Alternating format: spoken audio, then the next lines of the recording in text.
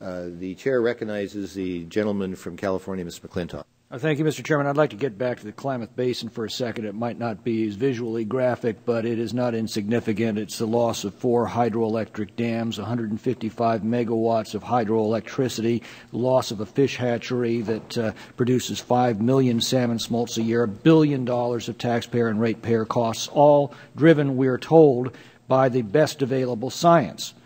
Now, we spent nearly all 5 minutes allocated to my first round of questioning, Ms. Kendall, with you denying that you knew anything about a complaint by the Bureau of Reclamation's Scientific Integrity Officer, Dr. Paul Hauser, documenting intentional falsification of scientific data related to the Klamath Basin, all to drive the decision to a predetermined conclusion.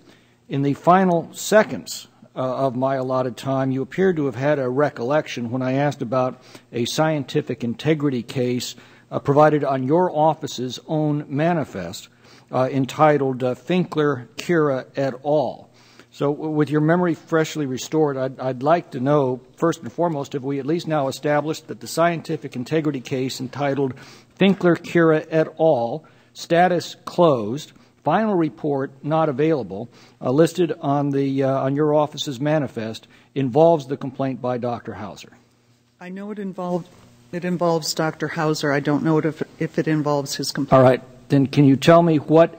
So the Office of the Office of the Inspector General then did know about his complaint, and my next question to you is, what did the Inspector General's office do to investigate this most detailed complaint by the Scientific Integrity Officer of the Bureau of Reclamation?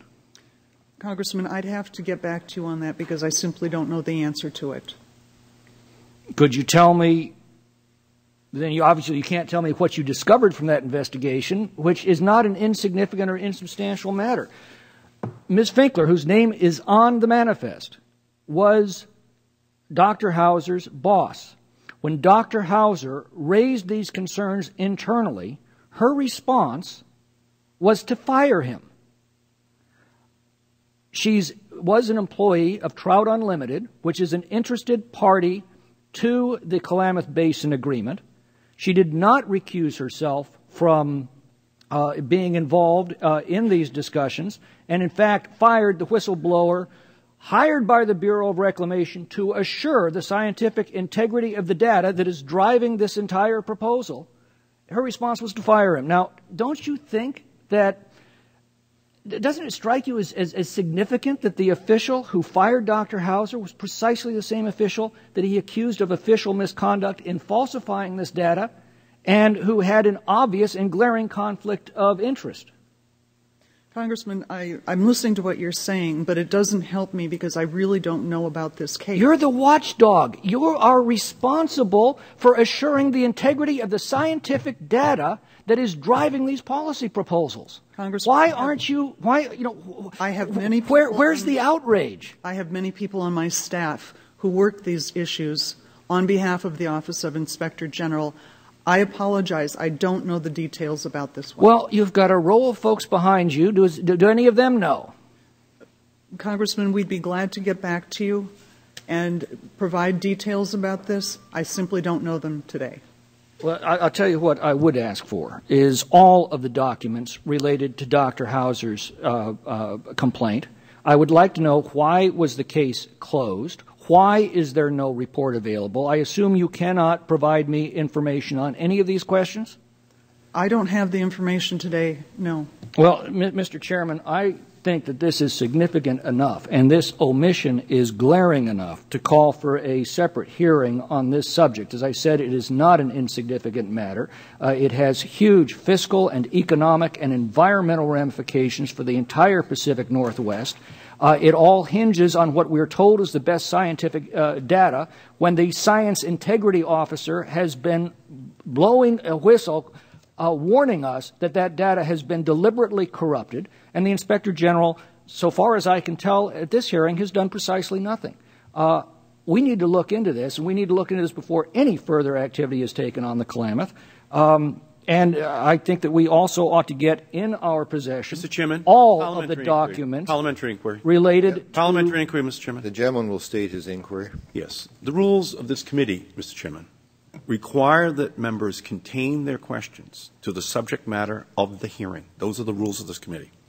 Well, Did your invitation, Mr. Chairman, parliamentary inquiry, did your invitation, Mr. Chairman, invitation letter to Ms. Kendall, notify her that this Klamath issue would be a topic for today? And if not, then I would ask that this line of questioning be ruled out of order, because there is an implication being made by this gentleman that Ms. Kendall is not answering his questions when she was invited here under the rules to answer a whole other set of subject material.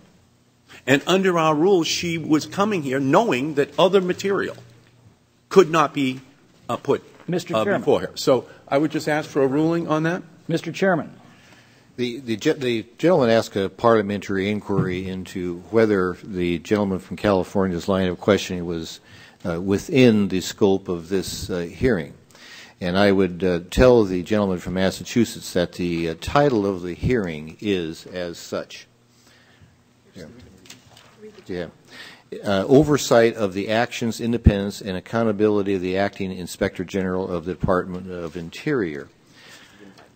And then the invite letter goes on to talk about the conduct of the Inspector General, and 4 specifically, independence and effectiveness of the Inspector General in acting capacity, and then 5 on the invite letter, or the second paragraph, and other matters. And the gentleman from California is talking about other matters, so it falls within the scope. Mr. Chairman, it falls within the scope of the hearing today. The gentleman from Mr. Chairman. Mr. Chairman, I would also, because I still had time remaining before the gentleman from Massachusetts interrupted me, point out that the Klamath Basin issue was raised in the chairman's letter to Ms. Kendall, dated May 30th, 2012, and was referred to in her letter back to the chairman, dated July 20th. So this is not unexpected for her. It was raised in the letter. She responded specifically on this issue in the letter back to the committee, which I have already asked to be entered into the record. I would suggest the gentleman from Massachusetts read his briefings more carefully before he comes to meeting.